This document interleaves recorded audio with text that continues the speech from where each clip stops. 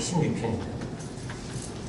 제가 준 성경이 887페이지, 구약 887페이지에 시편 116편 1절부터 8절까지 그리고 16절, 17절을 제가 분석하겠습니다.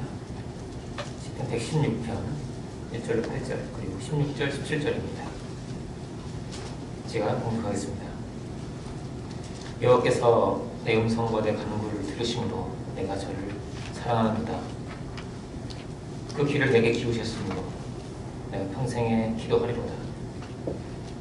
사망의 줄이 나를 두르고 음부의 고통이 내게 비침으로 내가 환난과 슬픔을 만났을 때에 내가 여호와의 이름으로 기도하기를 여호와여 주께 구하오니 내 영혼을 건지소서 하였도다. 여호와는 은혜로우시며 의로우시며 우리 하나님은 자비하시도다. 여호와께서는 어리석은 자를 보존하시나니 내가 낫게 될 때에 나를 구원하셨도다. 내 영혼아 내 평안함에 들어갈지어다. 여호와께서 너를 후대하심이로다.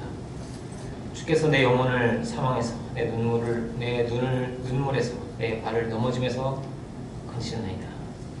그리고 16절 17절을 제가 공부하겠습니다. 여호와여 나는 진실로 주의 종이요 주의 여종의 아들 주의 종이라. 주께서 나의 결박을 푸셨나이다. 내가 주께 감사제를 드리고 여호와의 이름을 부르리이다. 아멘. 내가 주께 감사제를 드리고 여호와의 이름을 부르리이다. 이런 제목으로 오늘 보겠습니다. 오늘은 추수감사절입니다. 추수감사절은 사실은 미국의 절기입니다. 한국은 추석이 있죠. 미국의 절기인데 한국에서 우리가 지키고 있는 것은 한국 초대교회에는 미국 선교사들이 주로 가 있었고 그들이 이제 이 추수감사절을 지키지 않았겠어요? 그만큼 미국에서 선교사분들의 역할이 굉장히 컸기 때문입니다. 대개 한국 교회는 둘 다 지킬 수도 있습니다. 추석과 추수감사절 혹은 추수감사절만 이렇게 드릴 수도 있고요. 감사는 2번 하면 좋겠죠. 2번. 구약은 어떠냐면 이스라엘 백성들은 2번을 했습니다. 2번을. 이게 뭐냐면 초실절과 맥추절입니다. 초실절과 맥추절. 초실절은 처음 이 열매가 맺히면, 결실이 맺히면 그것을 하나님께 바치면서 감사 제사를 드리는 것입니다. 맥추절은 오순절이라고도 하는데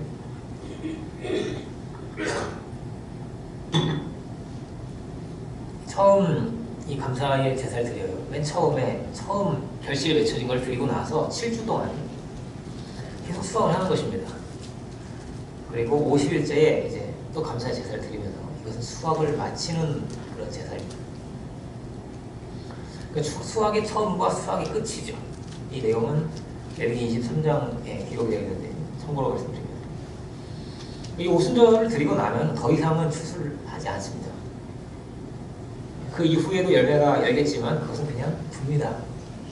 과부가 걷어가고 고아나 가난한 사람들, 짐승들을 위해서 그냥 두는 것입니다. 하나님의 은혜와 자비에 감사하면서 남은 이제 추수하고 나서 남은 것들은 그들에게 가난한 자들에게 은혜를 나누는 것이죠. 이제 우리가 추수감사절을 드는데 미국의 추수감사절을 보면 그 기원은 이런 것이었습니다. 영국의 교회에 영국 교회의 핍박을 피해서 청교도들이 신앙의 자유를 찾아서 항해를 떠납니다. 미국으로 이제 출항을 한 것입니다. 그래서 68일 동안의 긴 항해를 하고 미국에 도착을 하게 됩니다. 그런데 그 새로운 대륙에서 풍토병이 있습니다. 풍토병 때문에 많은 사람이 죽어나갑니다. 이 몸에 뭐라고 하죠? 이길 수 있는 면역이 없는 거예요. 그래서 새로운 땅에서 새로운 바이러스에 대한 면역이 없어서 자꾸 이유 없이 병에 걸려서 죽게 됩니다. 이거는 인디안들도 마찬가지라고 해요. 이 온 사람들이 이제 가지고 있는 바이러스가 있잖아요. 이 사람들한테는 아무 문제가 없는데 인디안들한테 이게 감염이 막 치명적인 그게 없어서 면역력이 없어서 이래서 많은 사람이 죽었습니다. 그래서 44명이 그렇게 죽게 되고요. 그리고 남은 사람들도 이 풍토병 때문에 많은 사람이 시달렸습니다. 한국에 왔던 선교사분들도 우리나라에서 이렇게 많이들 풍토병으로 그렇게 순교를 하셨습니다. 이들은 자신의 땅도 아닌 땅에 지금 온 것입니다. 신대륙에 와서 아무것도 없이 맨손으로 모든 것을 다 일구어야 했습니다. 고생이 얼마나 심했을까 이걸 우리가 생각해 보게 되죠. 그 지역의 인디언들의 도움을 받아서 처음 소출을 거두고 너무너무 기쁘고 감사해서 추수감사절을 하나님께 드린 것입니다. 근데 사실은 어떠냐면은 감사하기가 사실은 좀 어려운 상황입니다. 자기 친구가 죽고 배우자도 죽고 뭐 자식이 죽고 이렇게 많은 사람이 죽었습니다. 44명이 죽었고 또 여전히 많은 애들이 병들어 있는 것입니다. 그런 상황입니다. 그 상황 속에서 하나님께 감사의 제사를 드렸습니다. 이 자유의 땅에서 하나님께 우리 마음껏 예배드릴 수 있다는 거, 이게 너무나 감사해서 감격스러워서 이 한 가지만으로도 기뻐서 그들이 그렇게 감사의 제사를 드린 것입니다. 이들에게 이 신앙의 자유가 그렇게 값지고 귀한 것이었던 거죠. 사도 바울은 범사에 감사하라고 말합니다. 범사에 감사. 또 우리에게 감사하라고 합니다. 이거는 데살로니가 전서 5장 18절인데 제가 한번 읽어보면요. 범사에 감사하라. 이는 그리스도 예수 안에서 너를 향하신 하나님의 뜻이니라. 이렇게 말합니다. 범사에 모든 일에 하나님께 감사해라. 이렇게 말합니다. 그런데 사도 바울의 삶도 사실 보면 고난의 연속이었습니다. 쉬운 편안한 그런 삶이 아니었습니다. 말할 수 없는 힘듦과 어려움을 겪고 사도는 이렇게 말합니다. 마치 하나님께서 우리에게 사형 선고를 내리신 것 같아서 우리를 순교하게 하려고 하시는구나 이렇게 생각이 드는 거예요. 계속 힘든 일이 오는 것입니다. 실제로 죽을 위기도 수도 없이 옵니다. 이런 어려운 현실 가운데 사도는 놓여 있었던 것입니다. 계속 개척을 하고 또 다른 선교지로 가고 이 모든 과정이 다 박해를 받고 이런 힘든 현실이었습니다. 사도도 병에 걸립니다. 열병에 걸려서 1년 동안을 병으로 움직이지도 못합니다. 그리고 그를 괴롭히는 사단의 가시가 있다고 합니다. 구체적으로 어떤 병명은 기록되어 있지 않지만 사단의 가시가 있었다고 말합니다. 어떤 사람은 이것을 안질이라고 눈병이라고 하는 사람도 있고요. 간질이라고 하는 사람도 있습니다. 혹은 관절염이다 이런 사람도 있습니다.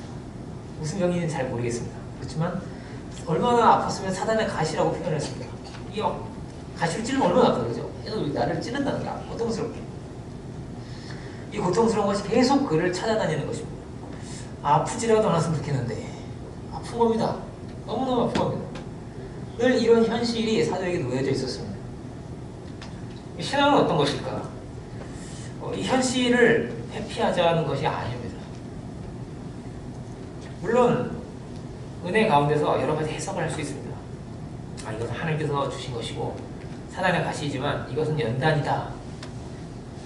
그렇게 해석을 하는 것이 필요할 수도 있습니다. 인내는 연단은 소망을 이루는 것이지. 하나님께서 나를 이렇게 연단시키시는구나. 그렇지만 해석을 한다고 해서 현실은 달라지지 않습니다. 현실은 있는 것입니다. 여전히 핍박을 또 받고요. 계속 가시는 찌르는 것입니다. 자기가 개척한 교회의 교우들이 자기를 비난하기도 하고요. 거기 무시도 당하고 범사에 어떻게 감사할 수 있을까? 이것을 우리가 생각해보게 되는 것입니다. 다시 이제 시편으로 돌아오면요. 이 시편은, 이 116편은 유대인들의 성경에는 감사의 시라고 되어 있습니다. 다윗에게 하나님은 어떤 하나님이실까? 감사라는 것은 하나님께 감사의 대상 하나님이죠. 하나님께 감사를 드리는데 하나님이 어떤 분이셨는가 이것을 기록하고 있는 것입니다. 나에게 하나님은 어떤 분이셨는가? 하나님은 1절에 이렇게 있죠. 여호와께서 내 음성과 내 간구를 들으심으로 내가 저를 사랑하는도다 이렇게 있습니다. 하나님께서 내 간구를 들으시는 분이다 이렇게 말합니다. 내 기도를 들으시는 분, 귀를 기울이시는 분. 여러분 어떤 사람에게 여러분 귀를 기울입니까? 사랑하는 사람이죠. 일단 사랑이 깨지면 어떻게 되겠어요? 원래 이렇게 귀를 기울이는 시간이 짧아지는 겁니다.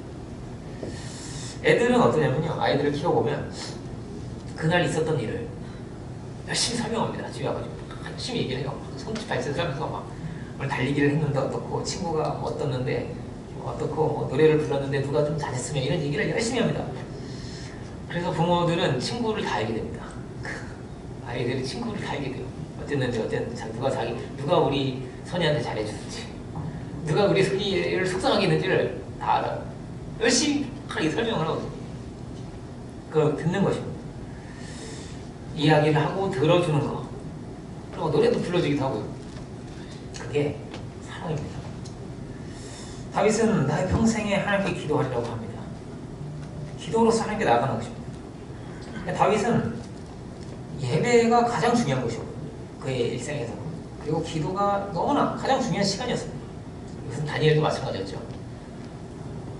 느부갓네살 왕이 다니엘을 사자굴에 넣을 것이라는 칙령을 내렸잖아요. 그죠? 다른 신에 기도하면. 그런데 불구하고 다니엘은 기도합니다. 그에게 그 시간이 가장 중요한 시간이었기 때문입니다. 그 기도의 시간이. 다윗은 뭐라고 말합니까? 그에게도 이런 힘든 현실이 있습니다. 표준 세번역으로 3절 볼게요. 116편 3절 보면, 이거는 세번역으로 제가 한번 읽어보겠습니다. 시편 116편 3절인데요. 사망의 줄이 이렇게 시작하죠. 이걸 제가 세번역으로 한번 읽어보겠습니다. 죽음의 올가미가 나를 얼범해보고 수월의 고통이 나를 엄습하여서 고난과 고통이 나를 덮쳐올 때에 나는 주의 이름을 부르며 주님 간구합니다. 이 목숨을 구하여 주십시오 하였습니다. 이렇게 되어 있습니다. 이게 다윗의 삶과 현실이었습니다. 이런 현실 가운데 있는 것이죠. 죽을 병에 걸려서 기도하기도 하고, 이 시편을 통해서 우리가 보게 되면 이런 어려움을 계속 겪으며 살아가는 것이고, 우리와 조금도 다를 바가 없습니다. 어쩌면 우리보다 훨씬 지금 힘겹게 살아오고 있는 것입니다. 그래 이렇게 말합니다. 나는 평생에 기도할 것이다. 나는 하나님께 아뢰 것이다. 그렇게 다윗은 하나님과 그렇게 연결되어 있는 것입니다. 기도로서, 예배로서 나의 기도를 들으시는, 나를 사랑하시는 그 하나님과 이렇게 연결되어 있기 때문에, 이게 너무나 중요하기 때문에 그는 기도를 하는 것입니다. 하나님과 이렇게 그가 연합되어 있는 것입니다. 우리는 무엇을 기도할까요? 우리는 대개 우리가 원하는 것을 얻고 싶어하고, 이것이 우리 기도의 제목입니다. 기도로 주님 이것이 필요합니다. 이것을 주시옵소서. 여기까지 강건함을 달라고 할 수도 있고, 필요한 물질을 달라고 할 수도 있고, 물론 이런 기도가 당연히 필요한 기도예요. 우리가 드리는 기도입니다. 제가 아주 간절하게 기도했던 때가 생각이 나더라고요. 제가 초등학교 때 하나님 게임기를 원합니다. 그렇게 기도했던 때가 지금도 기억이 납니다. 하늘 부러운 거예요. 그 친구 얘기를 그 친구. 페미콤 뭐 이런 거 같은 것 같은데, 어쨌든 그 기도가 지금은 좀 창피합니다. 지금 좀 창피한데, 사실 우리가 다 그런 것입니다. 우리가 원하는 건 달라고 하는 것입니다. 주님, 제가 이것이 필요합니다. 제가 합격을 해야겠습니다. 점수가 나와야겠습니다. 이런 기도를 드리는 것입니다. 그리고 그렇게 신기하게 얻기도 합니다. 그런 간증을 여러분 많이 들어보셨을 것입니다. 이렇게 기도했더니 이렇게 신기하게 나에게 이런 것을 허락해 주다는, 이런 간증을 많이 들을 것입니다. 그렇게 응답을 받기도 하죠. 그런데 그것만 응답은 절대 아닙니다. 물론 얻는 것이 응답인데요, 얻지 못하는 것도 응답입니다. 기다리는 것도 응답입니다. 아브라함은 참고 기다립니다. 오랜 세월을, 그 이삭을 얻기까지 25년이죠. 긴 세월을 기다립니다. 그 기다림도 응답이었습니다. 그것이 연단이 되었습니다. 그리고 뭐가 또 응답이냐면요, 제가 게임기를 얘기했는데요, 게임기가 필요 없는 내가 되는 것도 응답입니다. 필요 없는 거예요. 이제 돈도 마찬가지입니다. 물질이 필요합니다. 달라고 할 수도 있습니다. 그런데 돈이 있어야 행복한 게 아닙니다. 돈에 의해서 그 존재가 결정된다? 그렇지가 않습니다. 인간은 그렇게 돼 있지가 않은 것이죠. 인간이 훨씬 큰 겁니다. 돈보다. 그렇게 내가 성숙한 존재로 달라지는 것, 이것이 엄청난 응답입니다. 그렇게 내가 인내의 사람이 되고, 용서의 사람이 되고, 그런 것이 필요 없는 사람이 되고, 물질을 다스리는 사람이 되는 것, 이것이 훨씬 큰 응답입니다. 그리고 이 모든 게 다 응답입니다. 다 사랑입니다. 얻는 것도 사랑입니다. 얻지 못하는 것도 사랑입니다.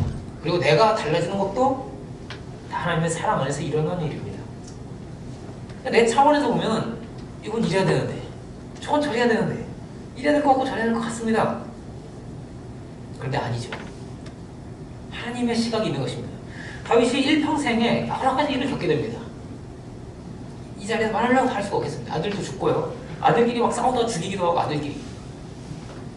반역도 여러 번을 겪게 되고 은혜 떨어진 얘기들도 있어요. 다 할 수 없지만 어쨌든 그 가운데 그가 발견한 것은 무엇입니까? 그의 결론은 이렇습니다. 5절을 보면요. 여호와는 은혜로우시며 의로우시며 우리 하나님은 자비하시도다. 이렇게 이야기를 합니다. 이렇게 노래를 합니다. 하나님은 이런 분이시다. 이런 분이시다. 우리가 이렇게 은혜로우시고 의로우시고 자비하신 그 하나님을 우리가 발견할 수 있기를 원합니다. 그렇게 감사를 드리는 거예요. 하나님이 이런 하나님이셨다. 그는 이렇게 나의 편이 되어주시고 나와 정말 함께 계시는 그 하나님을 그가 굳게 지금 붙들고 살아가고 있는 것입니다. 그 은혜에 붙들려 있습니다. 분명히 하나님이 계시고 나의 하나님이 계시고 그 반석 같은 흔들리지 않는 그 하나님을 그가 의지해서 지금 살아가고 있는 것입니다. 116편 6절을 제가 킹제임스로 한번 읽어보면 킹제임스 번역은 이렇게 되어 있습니다. 주께서는 6절입니다. 주께서는 우매한 자를 보존하시나니 내가 낮아지게 되자 그가 나를 도우셨도다. 이렇게 되어 있습니다.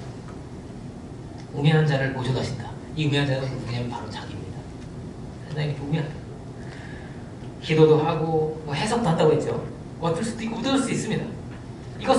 이것저것을 나의 생각과 나의 지혜로 선택도 하고 결정도 하는데 사실 하나님 앞에서는 다 우매하고 어리석은 것들입니다.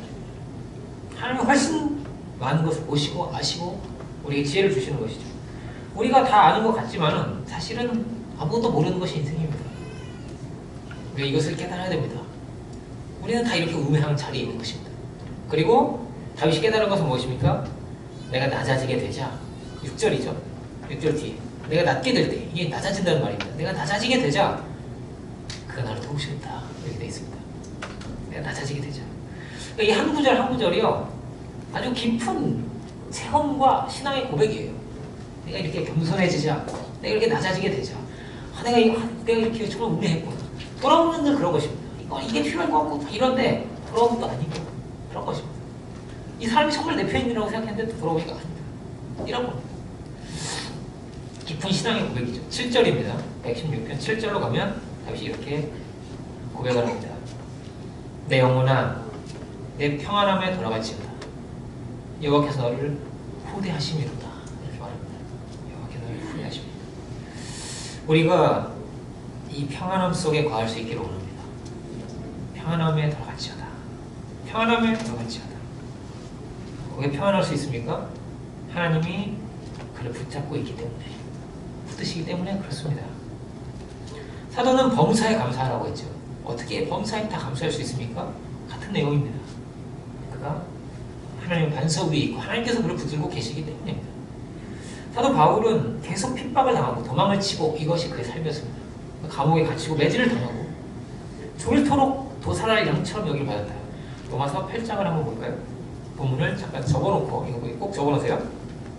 그리고 로마서 8장으로 가봅시다. 제가 가지고 있는 성경이 신약 251페이지, 250페이지 정도에 있습니다.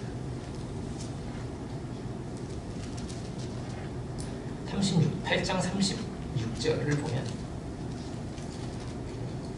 사도의 현실입니다. 이것이 기록된 바 우리가 종일 주를 위하여 죽임을 당게 되며 도살할 양같이 여김을 받았나이다 함과 같으니라.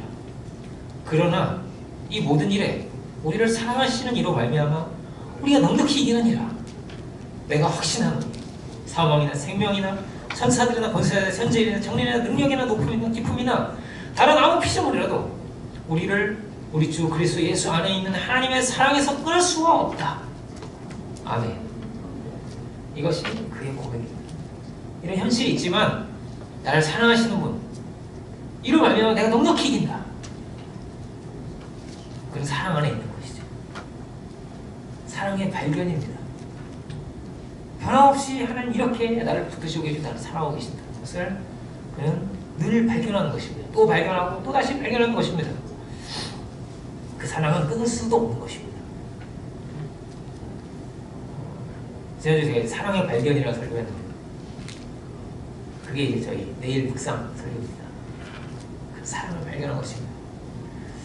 이들이 발견한 신앙의 결론이라고 하는 것은 이 사랑입니다.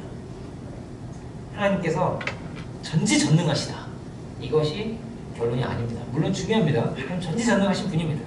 능력이 있으시고 무엇이든지 그 원하시는 그 뜻을 이루시고 이것을 믿고 아는 이 모든 역사와 섭리의 주인이신 하나님을 아는 것, 이것이 신앙의 아주 중요한 일면입니다. 그런데 우리가 그 아들이 된다는 것은 사랑 안에 거하는 것입니다. 그것이 결론입니다. 로마서 8장을 보면 핍박을 당하는 것도 우리가 아들이기 때문에 그렇게 당합니다. 예수님이 핍박을 당하신 것도 마찬가지입니다. 안 가셔도 되는데 그 길을 가셨습니다. 사랑으로 가셨습니다. 핍박을 피하거나, 사도도 마찬가지죠. 핍박을 피하지 않았습니다. 물론 이런 경우도 있습니다. 갑자기 막 지진이 나가지고 감옥이 막 문이 열려요. 그래가지고 이게 무슨 일인가? 할렐루야 이러면서 감옥에 나오게 되기도 하고요. 그런 응답도 없습니다. 응답도 얻게 됩니다. 그런데 이것은 아주 예외의 경우입니다. 일반적인 경우가 아닙니다. 일반적으로는 어떠냐면요, 매 맞았습니다. 죽을 뻔하고 그거 막 맞는데 갑자기 하나님께서 역사하셔가지고 안 아프거나 이러지 않았겠죠. 아픈 겁니다. 그 매가 하나하나 그걸 다 맞고 견딘 것입니다. 그렇지만 확실한 것이 있습니다. 그 사랑을 끊을 수 없다는 것입니다. 그 사랑이 있다는 것입니다. 이것이 변함이 없는 진리입니다.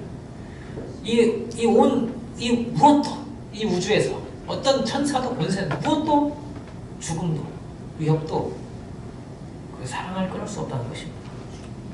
그러므로 감사를 드리는 것입니다. 예수님이 그렇게 사신 분이죠.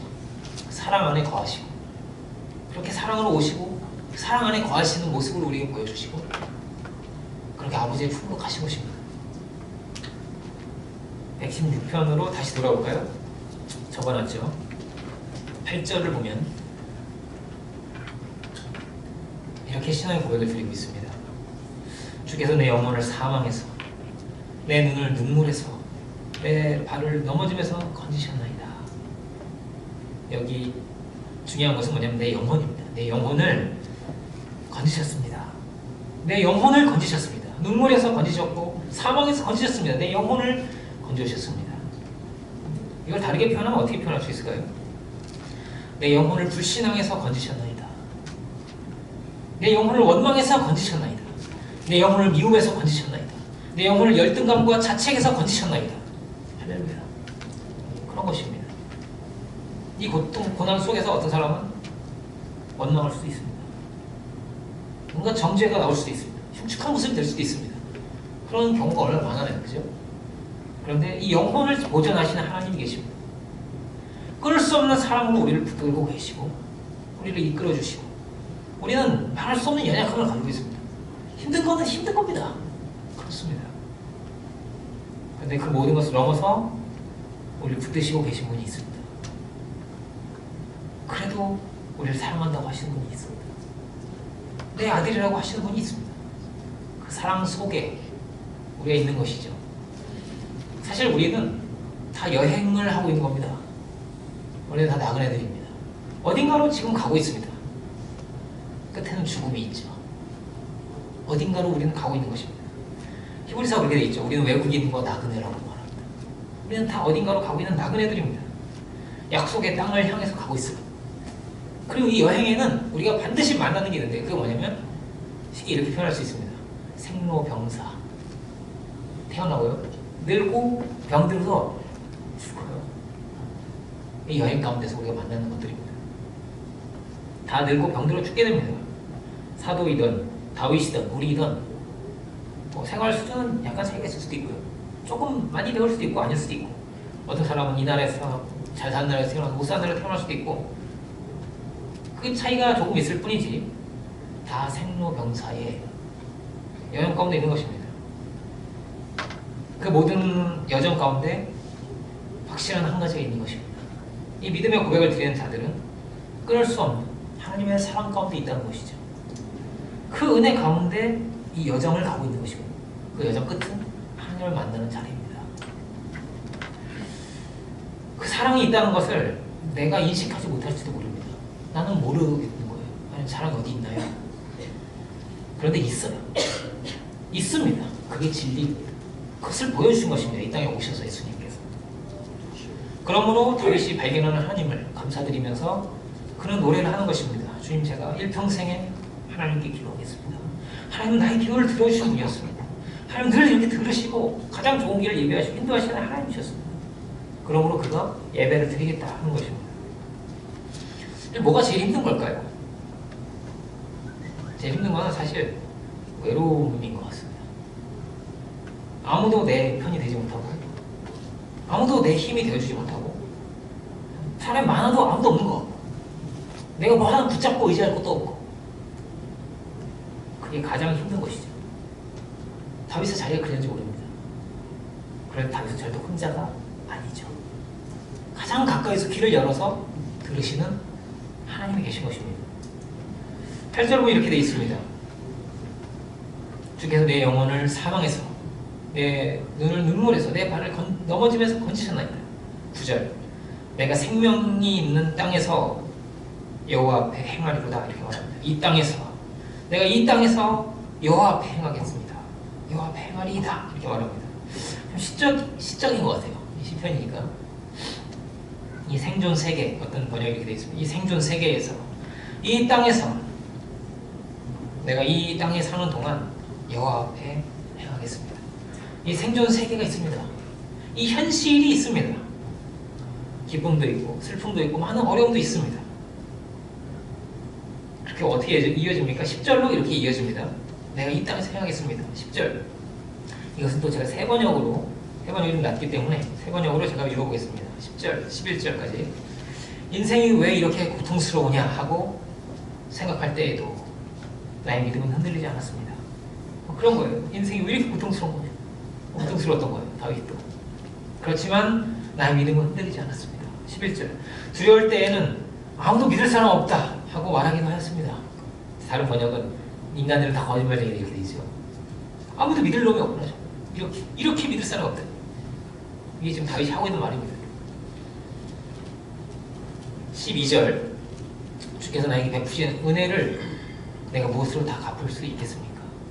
내가 구원의 잔을 들고 주의 이름을 부르겠습니다. 라고 말합니다. 다른 어떤 것이 아니고요. 나를 구원하신 하나님이 계신 것입니다. 아무도 믿을 사람도 없어요. 사람이 답이 안 돼요. 사람은. 어떤 위로도 답이 안 됩니다. 남편이, 혹은 아내가, 자식이 어디까지 위로를 줄 수 있겠어요? 죽을 때가 되면은 그 뭣도 어떻게 위안이 안 되는 겁니다. 이 죽음의 고통과 두려움을요, 누가 나눠줄 수가 없는 거예요. 나눌 수가 없는 거예요. 같이 갈 수도 없고요. 죽는데. 그죠? 그런 것입니다. 가는 분과 여기 남은 자는 엄청난 간격이 있는 거예요. 이제 가시면 어떻게 돼요? 옷 다 불태워요. 갖고 있는 거 다 버려요. 이렇게. 다 불태워버리고, 버려버리고. 완전하게 단절됩니다. 어떤 대화도 소통도 할 수가 없는 겁니다. 이제.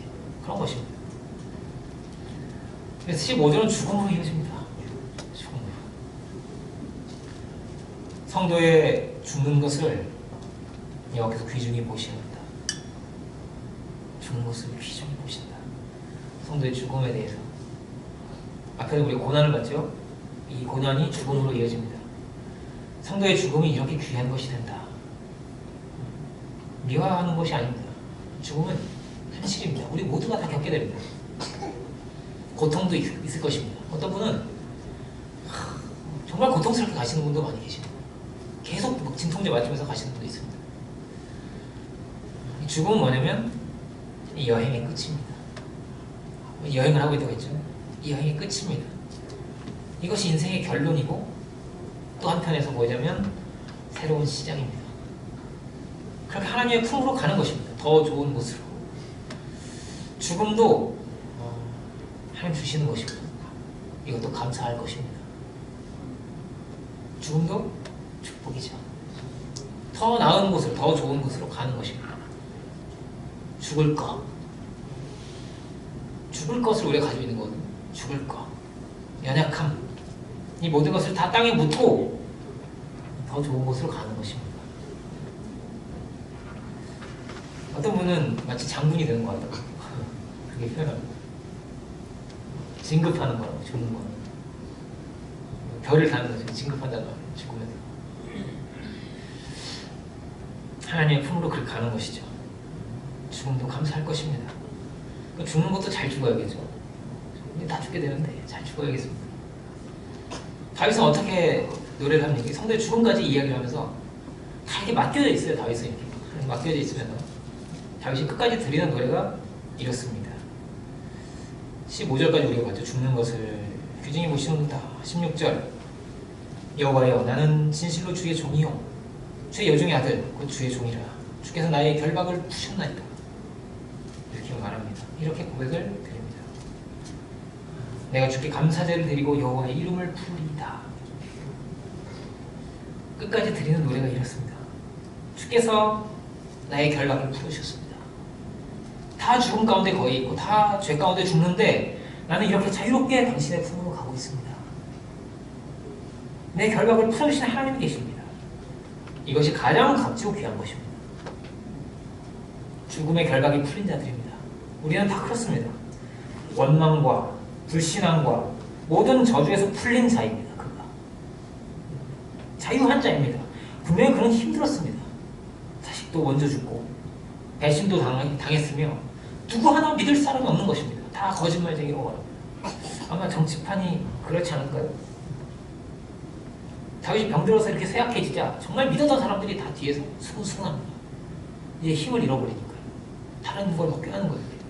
그걸 들으면서 너무나 원통하고 이런 내용들이 시편에 기록이 되어 있습니다. 그 모든 것에 사로잡혀서 거기에 잡히고 갇히지 않습니다. 미움에 사로잡히고 분노에 사로잡히지를 않습니다. 사울은 그랬잖아요. 사울은. 다윗은 그렇지 않습니다.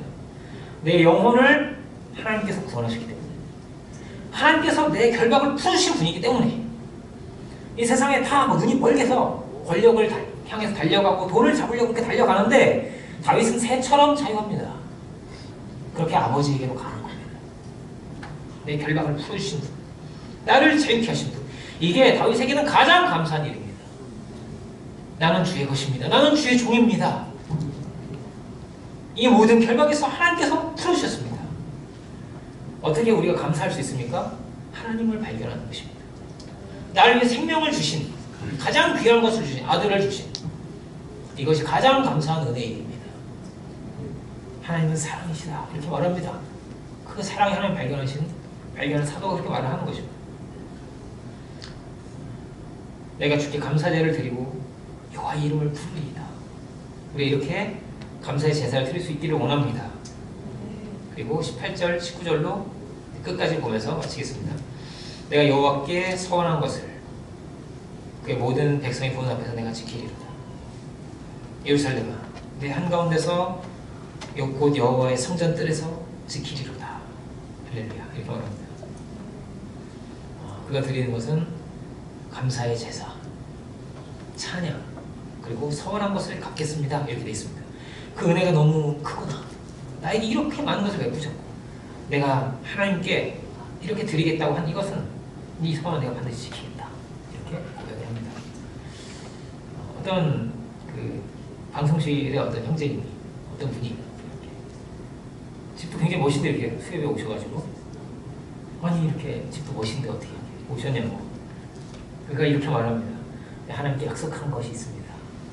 그래 내가 와야겠다. 멋있더라고요. 너무. 그렇죠? 서원을 갚는 것 굉장한 것이 아닙니다. 억지도 아닙니다. 받은 것이 많은 것이고 감사할 것이 너무나 많은 것입니다. 나를 살리시고 나를 결박해서 풀어주시고 이렇게 나를 그 손을 붙드시고 이끌어가시는 그 하나님께 찬양을 드리고 싶고 감사의 제사를 드리기를 원하는 것입니다. 그렇게 귀한 사람 된 거죠. 다윗도 그렇게 귀한 사람이 되었습니다. 그렇게 이 여정을 다윗은 마치고 싶은 것입니다. 우리는 다 여행자라고 했습니다. 이 역사와 이 현실과 분명 어려운 것들이 많이 있지만은 근데 이 현실을 변화시킨 사람들은 뭐냐면 이 현실을 넘어서 믿고 있는 은혜 안에 거하고 있는 그 사람들이 이 고통의 현실을 변화시킨 사람들입니다. 우리가 믿음으로 감사의 제사를 드리고 영광을 돌며 살아갈 수 있게 합니다.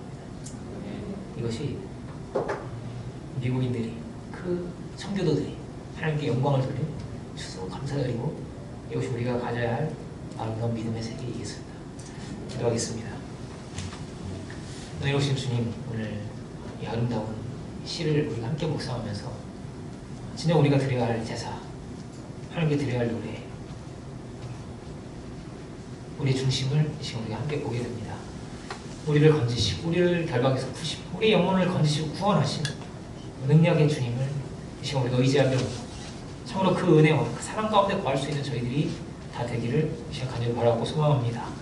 모든 어려운 상황 가운데서도 우리를 사랑하시는 이로 말미암아 우리가 넉넉히 이긴다 하였는데 참으로 우리를 연단하시고 가장 좋은 곳으로 이끄시고 우리를 영화롭게 하시는 그 은혜 가운데 참으로 구할 수 있도록 주 인도하여 주시고 그렇게 하나님께 감사드리며 영광 드릴 수 있는 저희들이 주여 다 되게 하여 주옵소서. 우리의 삶의 모든 것이 범사에 감사할 수 있는 이것이 하나님의 뜻이라 하였는데 참으로 우리가 범사에 감사할 수 있는 저희들 되게 하여 주시고 또 그렇게 당신의 기쁨과 영광이 되며 또 많은 이들에게 하나님의 은혜를 선포할 수 있는 다윗과 같이 노래할 수 있는 저희들 모두가 주여 다 되게 하여 주옵소서. 감사와 영광을 주께 올려드리기로 원하는데 예수 그리스도의 이름으로 기도드립니다. 아멘. 주님 감사합니다.